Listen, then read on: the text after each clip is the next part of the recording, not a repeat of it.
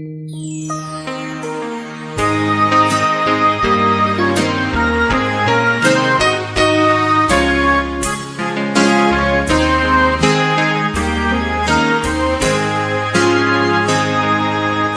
kita berdoa. Bapa Surgawi, Bapa yang kami sembah dalam nama anak-Mu Tuhan Yesus, sungguh kami sangat bersyukur berterima kasih kepadamu Bapa untuk segala kasih kebaikan kemurahan Tuhan yang masih Tuhan berikan kepada kami sampai dengan pagi hari ini, di mana kami boleh tidur dengan tenang, bangun dengan selamat pada pagi hari ini tanpa kekurangan suatu apapun. Sebelum kami mulai aktivitas kami, izinkan kami untuk bersekutu dengan Tuhan, berdoa, memuji muliakan nama Tuhan, dan mendengarkan kebenaran firman Tuhan melalui channel YouTube ini. Berbicara bagi kami Tuhan, nyatakan kuasa-Mu, nyatakan isi hati-Mu, karena kami telah siap untuk mendengarkan kebenaran firman Tuhan. Dalam nama Yesus kami sudah berdoa dan mengucap syukur. Amin. Shalom ibu bapak saudara terkasih dalam nama Tuhan kita Yesus. Semangat pagi. Bertemu kembali di channel Rionando Butar-Butar dalam khotbah 5 menit aja toko 5 untuk renungan harian. Renungan pada hari ini saya ambil dari kitab Maleakhi pasal yang ketiga ayat yang ke-17. Demikian kesaksian firman Tuhan. Mereka akan menjadi milik kesayanganku sendiri, firman Tuhan semesta alam. Pada hari yang kusiapkan, aku akan mengasihani mereka sama seperti seseorang menyayangi anaknya yang melayani dia. Tuhan menjadikan kita kesayangannya. Ibu bapak saudara terkasih dalam nama Tuhan kita Yesus, dalam kodrati kita sebagai manusia, semua kita pasti ingin untuk disayangi. Semua kita pasti ingin untuk dikasihi. Itulah yang menjadi bagian kodrati seorang manusia. Tidak ada manusia pengen dibenci, tidak ada manusia pengen dimusuhi, tetapi semua pengen menjadi orang yang disayangi. Ibu bapak saudara terkasih dalam nama Tuhan kita Yesus, dalam kitab Maleakhi secara keseluruhan di pasal 3 ini membahas mengenai orang-orang yang hidupnya benar di hadapan Tuhan, yang hidup takut akan Tuhan. Berbeda dengan pasal sebelumnya yang isinya mengenai orang yang hidupnya jauh dari kebenaran.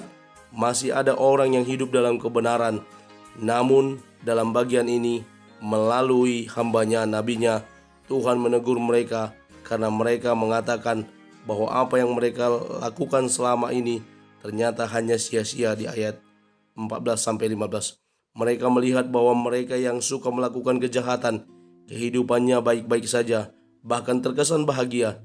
Namun Allah mengingatkan mereka bahwa apapun yang dilakukan oleh mereka, Allah tahu. Allah memperhatikan setiap perbuatan manusia, baik mereka yang hidup dalam kejahatan maupun yang hidup dalam kebenaran dan keadilan. Allah akan nyatakan kepada mereka. Ada janji Allah yang Dia berikan kepada mereka yang hidup dalam kebenaran, yaitu menjadi umat kesayangan Allah.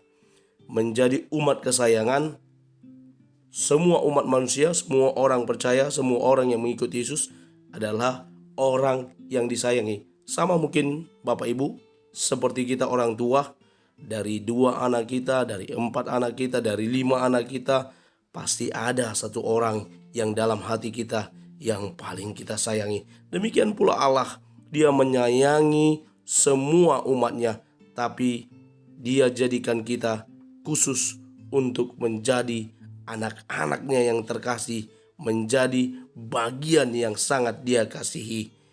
Dan itulah yang dinyatakan dalam nats ini yang merupakan janji Allah akan tiba harinya di mana mereka akan melihat perbedaan antara yang melakukan dan hidup dalam kebenaran, yakni orang yang beribadah kepada Allah, dan orang yang tidak beribadah kepada Allah, yakni orang fasik. Allah akan membuktikan kebenaran itu sendiri, yaitu perbedaan antara orang yang berbuat dalam kebenaran dan yang tidak berbuat kebenaran. Allah tahu apa saja yang dilakukan oleh setiap orang. Perlu diingat bahwa orang yang melakukan kejahatan akan menerima konsekuensi atas perbuatan jahatnya. Mereka tidak akan luput dari hukuman, walaupun hukuman itu belum diberikan sekarang. Memang terkadang kita iri terhadap mereka yang hidupnya baik-baik saja dan bahagia. namun mereka hidup dalam dosa. Terlebih lagi mereka dan kita yang hidup di dalam kebenaran tapi hidup kita susah. Kita seolah-olah iri terhadap mereka yang bahagia walaupun mereka bukan melakukan kebenaran dan keadilan.